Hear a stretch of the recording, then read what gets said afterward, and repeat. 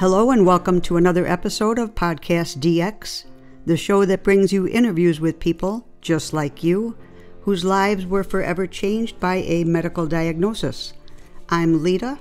I'm Ron. And I'm Jean Marie. Collectively, we are the hosts of PodcastDX. On today's show, we are discussing some of the cancers that are a result of the debris and fires caused by the 9/11 attack 18 years ago. This time last year, we had the chance to speak with someone at the forefront of the 9/11 tragedies, Dr. David Prezant. Dr. Prezant is the Chief Medical Officer for the New York City Fire Department, and you can hear his interview with us at the end of today's show. And from what I've read, the basic problem of working in a carcinogenic environment is that illnesses may not show up for years or even decades after the fact. Right. And the terrorist attacks of September 11th, 2001 were horrific on their own. Unfortunately, they were only the beginning of a public health crisis. Hundreds of thousands of brave men and women rushed to New York from all 50 states, even Canada and other areas to aid in the recovery. And it was an extremely hazardous condition that they were working in. Residents in the surrounding area that lived there or worked there and first responders were often in a toxic environment without the proper protective equipment, and many were injured during this work as well. Rescue and recovery workers breathed in an assortment of chemicals, asbestos, pulverized glass, and cement, and other health hazards in the debris that was dispersed in the air when the Twin Towers fell. The carcinogens were inhaled, swallowed, and absorbed into the skin of those living and working in the area. Cancers caused by the exposure to a wide array of carcinogens and irritants can take decades before they're actually develop enough to be diagnosed. First responders and others involved in the recovery are now being diagnosed with a variety of cancers and autoimmune diseases. Right. In order to get an idea of the scope of the problem, we're going to refer to the VCF, or Victims Compensation Fund. This fund was set up pursuant to H.R. 1327, and it provides economic aid for those who are sick and injured as a result of the 9/11 attacks. The VCF has received over 50,000 claims, and has approved over 23,000. Over 16,000 claims are still being processed today. More than 340 New York City firefighters died on September 11th, 2001, while responding to the terrorist attacks at the World Trade Center. Since then, more than 200 more have died from illnesses contracted at Ground Zero. It's expected that a sharp rise in related deaths may still occur. Again, this is based on the typical rate for different cancers to develop and be diagnosed.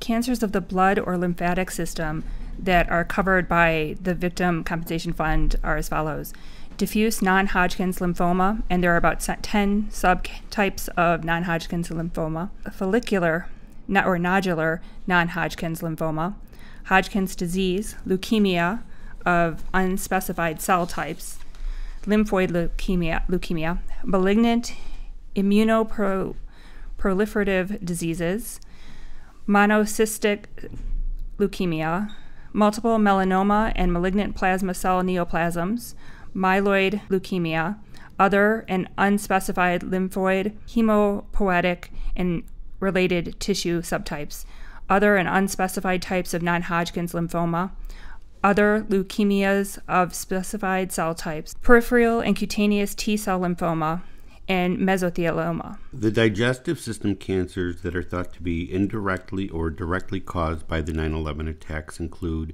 cancer of the colon, the esophagus, the liver and bile ducts, the rectosigmoid junction, the rectum, the peritoneum and retroperitoneum, the stomach, and other ill-defined digestive organs. Other related cancers include cancers of the eye, the breast, ovaries, the head and neck, the respiratory system, the skin, thyroid, urinary system, soft tissues of the head, torso, upper and lower limbs. Another type of cancer subset of related cancers are also called rare cancers. A rare cancer is a type of cancer that occurs in less than 15 cases per 100,000 persons per year. And these include, but are not limited to, malignant neoplasms of the adrenal gland and other endocrine glands and related structures, the anus and anal canal of the bone and cartilage, breast cancer in men, gallbladder and other parts of the biliary tract, the meninges, brain, spinal cord, cranial nerves and other parts of the central nervous system, the pancreas, the penis and testes, the placenta, the small intestine, the thymus, the vulva, the vagina, and the cervix, and then malignant endocrine neoplasms, which include carcinoid tumors, myeloid neoplasms, which include myeloplastic syndromes, myeloproliferative neoplasms. Myodysplastic, thank you. Myeloproliferative neoplasms and myeloid malignancies associated with the platelets. Needless to say, I think we're covering every part of the body. Yes. Yeah, and the list of related cancers, well, as you can hear, it's quite lengthy. Right. Our hope is that anyone with cancer can receive a timely diagnosis and early treatment. According to the World Health Organization, recognizing possible warning signs of cancer and taking prompt action leads to early diagnosis. Increased awareness of possible warning signs of cancer among physicians, nurses, and other healthcare providers, as well as among the general public, can have a great impact on the disease. Some early signs of cancer include lumps, sores that fail to heal, abdominal bleeding, persistent indigestion, chronic hoarseness. Early diagnosis is particularly relevant for cancers of the breast, cervix, mouth, larynx, colon, rectum, and skin. Right. And it's kind of reminds me of when you go to a doctor, one of the first questions they'll ask is, have you been out of the country lately? Maybe they also need to have a question, were you working in that vicinity during the 9/11 attacks or thereafter? Good thing. If you are one of the hundreds of thousands in the vicinity of the World Trade Center, it is important that you are aware of the possible signs and symptoms of cancer and report any symptoms you may have to your healthcare team. And with that, here is our interview with Dr. David Prezant, which was recorded last year. Dr. Prezant, we're very honored to have you on our show today as we remember the brave men and women who gave their lives on this day 17 years ago. Well, thank you. It's an absolute honor and pleasure to be invited to talk to you and your listeners today. 9/11 is a day that we will always remember in the fire department, but it's also important that we share those memories with everyone so that they can realize what a true bunch of heroes these men and women were. Absolutely, yeah. Well, from what I've read, pulmonologists treat ailments of the lungs and respiratory system, such as maybe asthma, pneumonia, tuberculosis, COPD, and other complex chest infections and things of that nature. But I'd like to start us out by asking you actually two questions. What made you decide to become a pulmonologist? And how did you come to work with and for the New York City Fire Department? Oh, that was a great question. Rarely am I asked, so thank you. I've always been interested in the lungs. Sure. If you talk to any physician who specializes, they always think their organ system is the most interesting and the most important. But they're wrong. The lungs are the most interesting and the most important. The lungs are what gets oxygen everywhere. The muscles, heart, kidneys, brain. They don't survive without the lungs. Right. And the other really fascinating thing to me was the wide spectrum of diseases and ages of patients that are involved in lung treatment. And then most importantly, it has a connection not just to patients, but to the occupational and environmental health fields, so that you can help through medicine and public health initiatives. Pulmonologists are able to prevent disease and able to interact with people who are exposed, who have true serious concerns. If you're interested in preventing disease and dealing with occupational and environmental exposures, there's really no better place to do that work than with the greatest fire department in the world, the fire department of the city of New York. Absolutely. That's wonderful. Absolutely. Dr. Prezant, we've read your articles regarding the September 11th attacks and the effects of the World Trade Center complex fires. For our listeners, could you briefly summarize what the long-term effects of working in those extreme conditions are? Well, we're finding out new things every day. It's 17 years after 9/11, and we're still finding out new things. Initially, this was felt to be an upper and lower airway insult, causing sinusitis, which is nasal congestion, Right. nasal and sinus tenderness, headaches, and lower airway issues, predominantly asthma and bronchitis. Okay. Over time, we learned that everything we were inhaling, the various different toxic dusts made up of chemicals of combustion and chemicals of jet fuel and building materials that were pulverized and therefore inhalable. Over time, we learned that inhaling all of that was not the only thing we did. We actually were swallowing parts of it as well, Sure. which led to a variety of stomach ailments, most notably acid reflux, Okay. sometimes called gastroesophageal reflux disorder. And the very interesting aspect of that is that these three diseases, sinusitis, asthmatic bronchitis, and acid reflux, these three diseases can fuel each other. It's often called the one airway paradox, where if you have a sinus drip, it worsens your Right. asthma. Okay. If you have I acid see. reflux, Yeah. you see, you're inhaling that acid reflux as it comes up, Oh. and that worsens your asthma. So you have to treat all three Okay. conditions Sure. to get improvement. Okay. And that was a major advance in our knowledge and in our treatment. In addition to that, right away, we realized and we found a variety of mental health issues Oh, yeah. because of the body parts and the stress that these first responders were under. In addition to the physical health issues, we found a variety of mental health issues because of the stress and the various exposures to bodies and body parts that our first responders were subject to. Mm-hmm. In addition to losing 343 of their own co-workers, firefighters, a chaplain, and 2 paramedics. So this was an immense emotional burden as well. This is a family, and to lose family members really brings it all home. So we were knowing and as expected needed to rev up to treat post-traumatic stress disorder and depression. Now, over time, because you asked about the long-term effects, over time, in addition to all of those issues, there's been a lot more depression that's occurred with retirement and with sort of a loss of purpose, with disability, with dealing with physical health issues that take really amazing, physically capable people who are firefighters and turn them into normal people or even more disabled than that.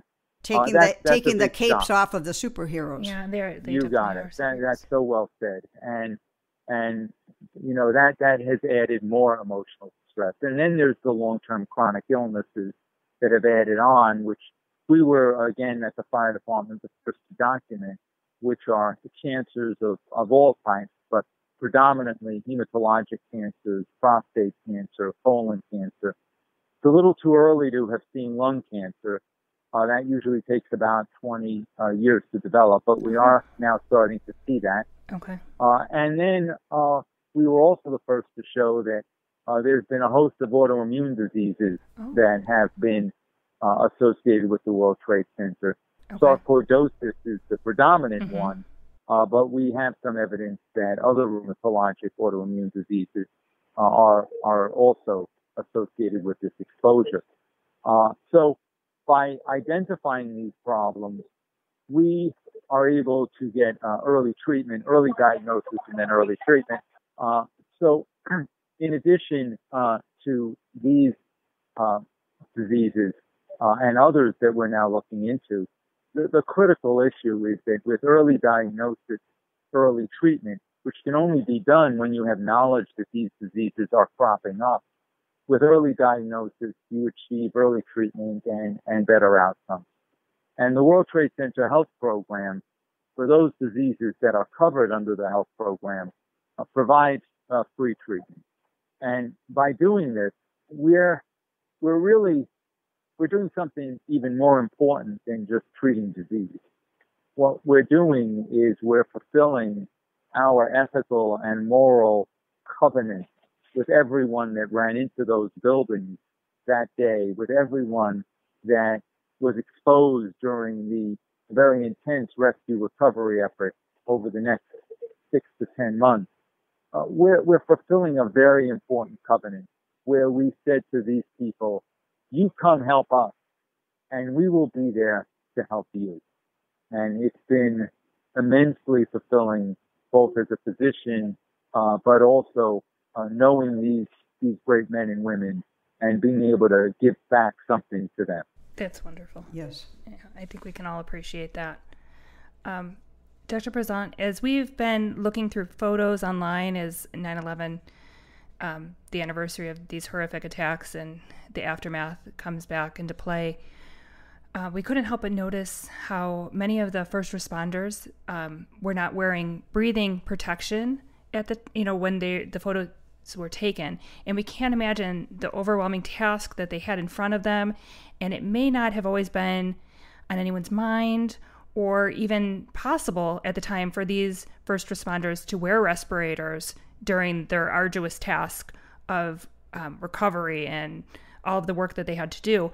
But do you believe that maybe in future, not hopefully never anything of this nature, but in when first responders are undertaking their tasks, if at all possible, should they be wearing respirators, or would that not have even helped or assisted with their long-term health? Well, we would have much better health outcomes if we were all wearing respirators and complete personal protective equipment. I mean, one can even take this to the extreme of saying that in a severely toxic exposure, we should all be in the equivalent spacesuit. Okay. The problem is being able to do your work at the same time. Right. Okay. These are very difficult to breathe through. They also reduce communication. Right. And communication between workers during and in a hazardous environment is very critical. I mean, nobody ever talks about this, but we had no life-threatening traumatic injuries during the 10 months of the rescue recovery effort. Okay. This is while working and digging and moving through rubble and marvelous. steel beams. Yeah. You know, we had none. Right. And that's in part because of the supervision, but also in part because people are able to communicate back and forth while they're doing this. Sure. Now, that's not a full excuse, however. I mean, we need to do better. We need to, next time around, if there is a next time, and hopefully there won't be, but we prepare for it. Right. We need to have shorter work shifts, Of course. rotate people in and out of there much more frequently, make certain that to the best of everyone's ability and even above that they do wear these respirators. Now, it's impossible on the first day of a disaster like this to achieve that. Right. Because they, in fact, had the best respirator. They had a self-contained breathing apparatus. But after those bottles run out in about 20 minutes, you know, they need new bottles. Okay. And we were under attack. Right. And it was impossible at this time of a massive attack to get that. But in the subsequent days where P100 respirators that don't require air bottles could have been used, we did, but we had problems, A, with supervision, and B, with the design of these respirators that really, as I said, make it so difficult to do this work. Right. We need better designs. We need better work plans. We need to learn from this that we need to really rotate people in and out much faster and make certain that we are doing over and above what we should be doing to protect our workplace. Okay. Wow. Following up on the list of individuals with possible repercussions from working in a toxic environment must be daunting. And the CDC reports that up to 400,000 New York residents might have also been exposed. Does your office track these individuals as well as the firefighters? No, our office is tracking the roughly 16,000 firefighters and EMS workers. I want to stress that it's both firefighters and EMS workers. It's one family. Right. But that's what we track, diagnose, treat, do annual monitoring exams on for the New York City firefighters and New York City Fire Department EMS workers. Now, we are part of a cooperative, the federal World Trade Center Health Program, supervised by the National Institute of Occupational Safety and Health, NIOSH. Mm-hmm. They are responsible for all of the people that were exposed down there. Okay. And we are just one part of that effort. We meet monthly in person and weekly by phone, if not more often, to discuss what each one of the groups is seeing so that we can function as greater than the sum of our whole. Okay. We meet with the survivors. We meet with the other hospitals that are taking care of the non-FDNY general responders. These are great hospitals that we work cooperatively with. Okay. Well, and as you had said earlier that, I understand that there are inherent risks in being a firefighter or, someone with EMS, and that you said that there were some severe issues with like PTSD and things of that nature in working in this environment. But are there any other differences when someone's working in a mass casualty environment, and how does that affect their long-term health? Well, in general, every time you're at a fire, every time you're at a disaster site, every time you're at a hazardous exposure site, you're encountering numerous issues. If it's a fire, there's also the thermal threat, severe burns that can occur. Thankfully, the new improvements in thermal protection, what firefighters call bunker gear, the coat, the pants, gloves, hood, helmet, and of course the self-contained breathing apparatus.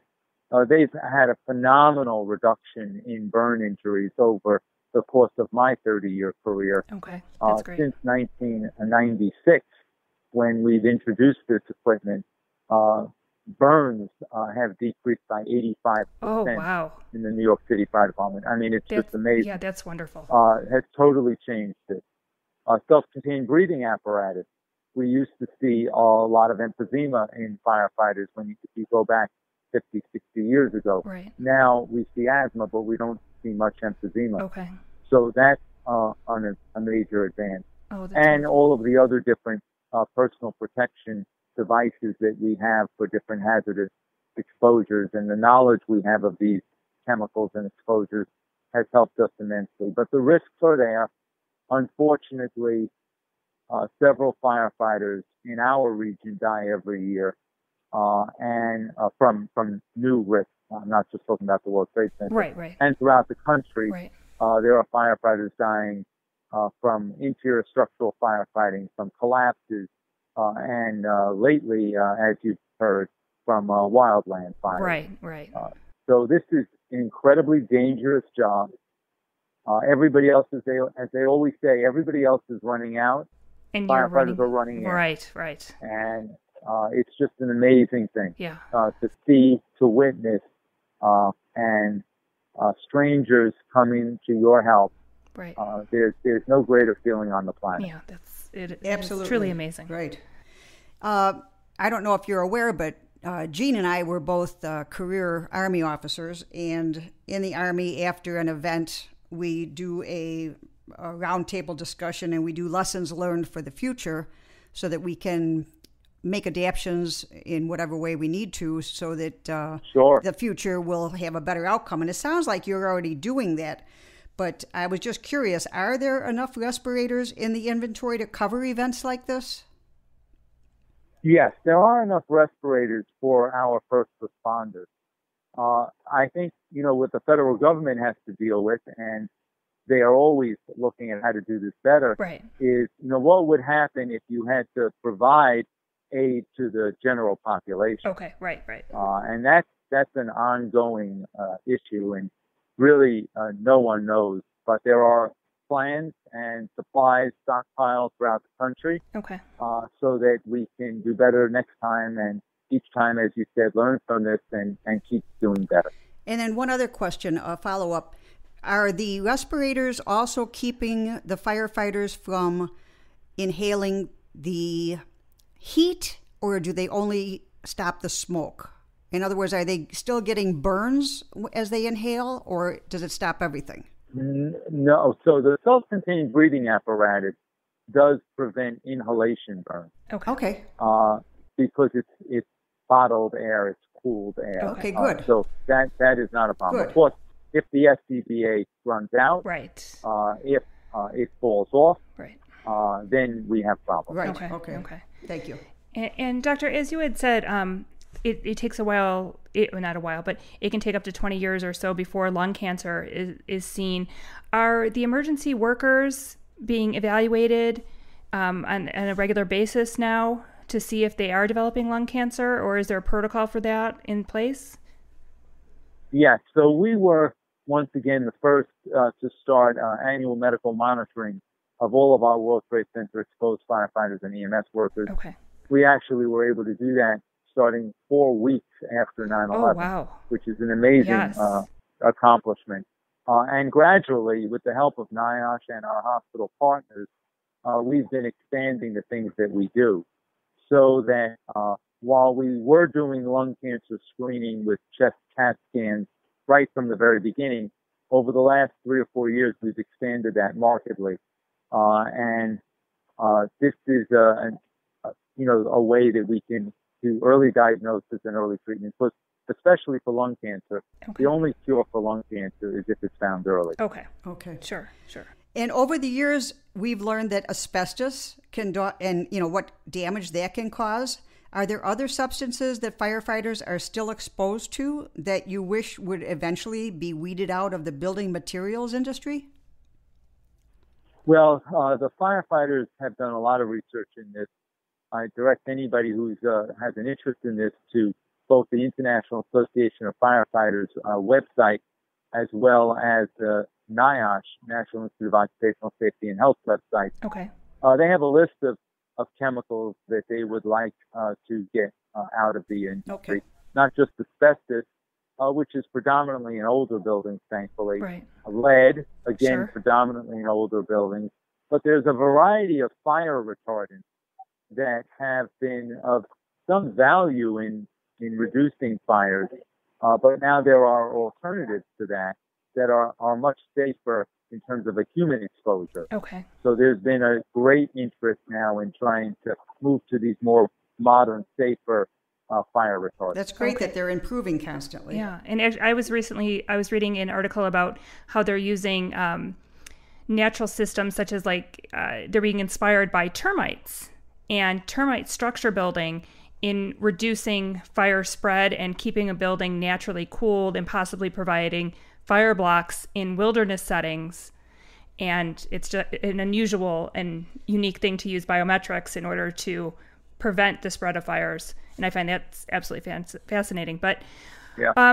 I am curious what our listeners can do to help support their local fire department and firefighters and EMS. I mean, obviously, preventative steps such as smoke detectors, fire extinguishers, monitoring closely if you have an open flame in your home. All of those things are things we can all do to help, just prevent fires and also keep everyone safe. But what else can we do to help support our local fire department and firefighters and EMS and those in New York who we absolutely applaud and give our hearts to?